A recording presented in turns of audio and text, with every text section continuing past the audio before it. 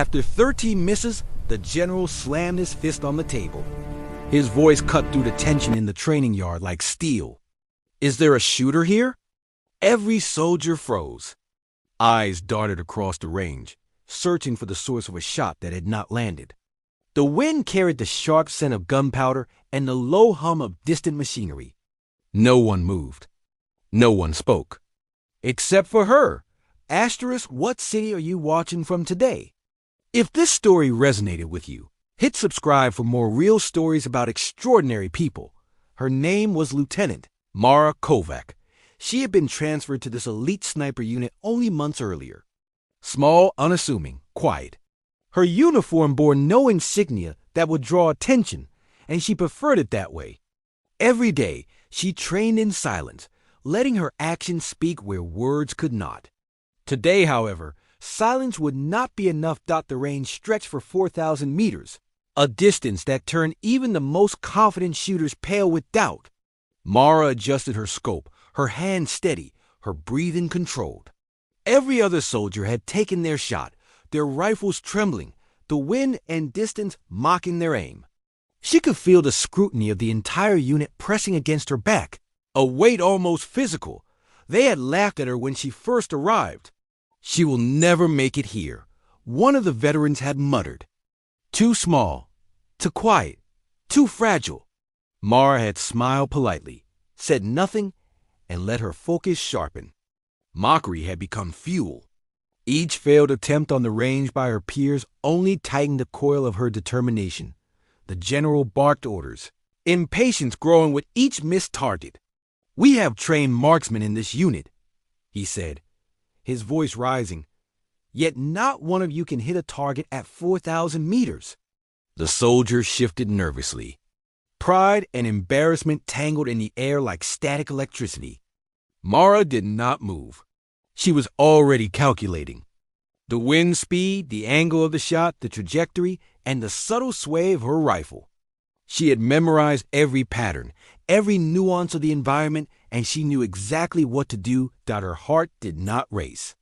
Her hands did not shake. She was calm because she trusted herself. Confidence was not arrogance. It was preparation, repetition, and an unyielding belief in skill. She aligned the crosshairs, adjusted for the faint gust that no one else had considered, and exhaled slowly. The world seemed to hold its breath with her. "Is there a shooter here?" The general shouted again, frustration edging his tone. Mara pressed the trigger.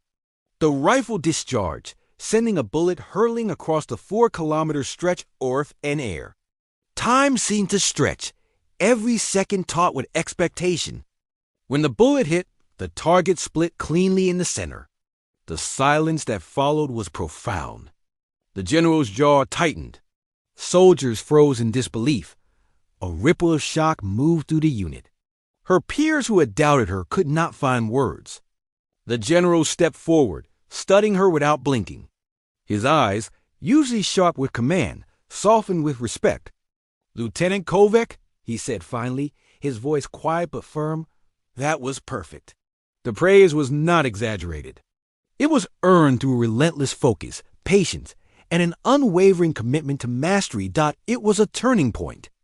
Mara had shown that quiet determination often outshines loud bravado. That skill and preparation carry more weight than ego or reputation. The other soldiers, some still in disbelief, now looked to her with newfound respect. Mara nodded modestly, already moving on in her mind to the next challenge. Victory for her was never about recognition. It was about execution, precision, and the silent promise she had made to herself every day, to be better than yesterday. In that moment, every lesson she had absorbed, every hardship she had endured, crystallized into a single truth. Strength is not measured by how many people notice you. It is measured by what you can accomplish when the world doubts you. Mara had proven that today, not with words, but with action. The general finally exhaled, a tension he had carried since morning lifting from his shoulders. "Remember this," he said to the unit. "Sometimes the quietest ones are the deadliest." And in that lesson, Every soldier understood that respect and fear were not always earned through volume. They were earned through mastery. Mara packed up her rifle, her expression unreadable, her pride quietly contained.